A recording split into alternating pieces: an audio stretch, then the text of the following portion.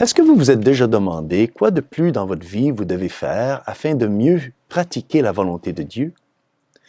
Écoutons l'Évangile d'aujourd'hui.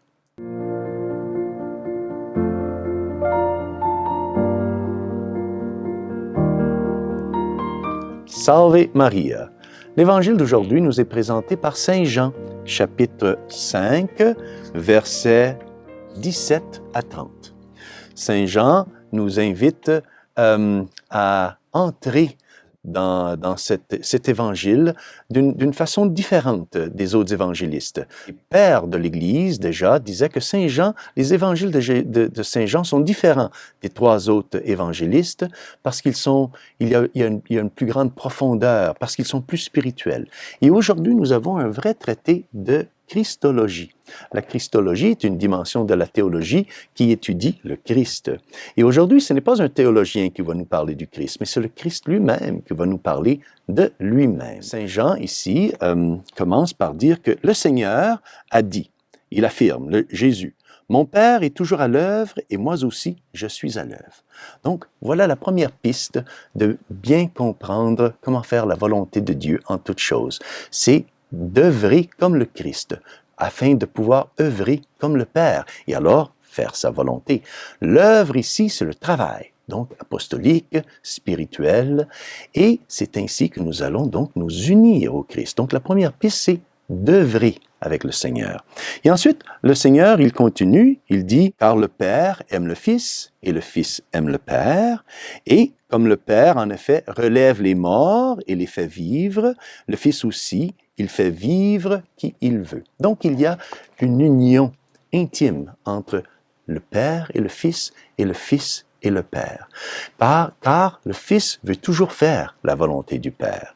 Et il termine l'Évangile en affirmant que « Parce que je ne cherche pas à faire ma volonté, mais la volonté de celui qui m'a envoyé. » Voilà la deuxième piste pour nous aujourd'hui de mieux découvrir comment apprendre à faire la volonté de Dieu en toutes choses. C'est de chercher, parce que je ne cherche pas à faire ma volonté, mais la volonté de celui qui m'a envoyé. Donc, il faut chercher à vouloir faire la volonté de Dieu. Il faut avoir un désir, il faut avoir un intérêt. C'est ainsi que nous allons donc grandir et dans cette sensibilité d'être capable de toujours faire la volonté de Dieu en toutes choses. Le Seigneur, il s'identifie à son Père par l'obéissance. C'est l'obéissance qui fait que le Seigneur, il fait tout ce que le Père, il veut. C'est cette union obéissante qui existe entre les deux qui fait en sorte qu'ils sont un.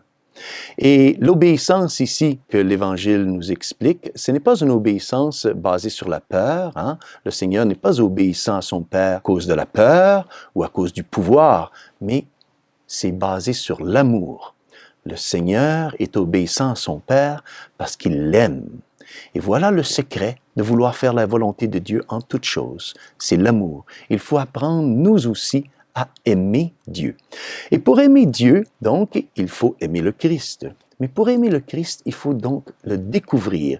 Il faut mieux le connaître. Profitons du carême pour étudier, pour mieux nous unir au Seigneur par la prière. C'est la prière qui va nous aider à entrer dans cette connaissance du Seigneur. Ensuite aussi, par l'étude, donc la lecture des évangiles, d'entrer dans la vie du Seigneur, d'apprendre à participer avec lui dans ses miracles, à participer avec lui dans ses joies, ses tristesses, afin de mieux le connaître. Parce que le mieux nous connaîtrons le Seigneur, le mieux nous allons croire au Seigneur. Et le plus que nous allons croire au Seigneur, le plus nous allons vouloir le vénérer, le plus nous allons vouloir l'honorer, et ainsi, le plus nous allons vouloir l'aimer et vivre de sa vie. Donc, c'est ce que l'Évangile aujourd'hui nous enseigne. Afin de pouvoir faire la volonté de Dieu en toutes choses, il faut apprendre à œuvrer avec Dieu, en imitant le Christ dans son apostolat, dans son évangélisation, et ensuite à le chercher, ne pas avoir peur, à vouloir toujours le découvrir. Il faut alimenter en nous cette faim spirituelle de découvrir l'amour que le Christ a pour nous afin de pouvoir aussi l'aimer. Et c'est dans l'amour que nous allons ressusciter avec le Christ. Et que Dieu Tout-Puissant vous bénisse, au nom du Père, du Fils et du Saint-Esprit. Amen. Salve Maria!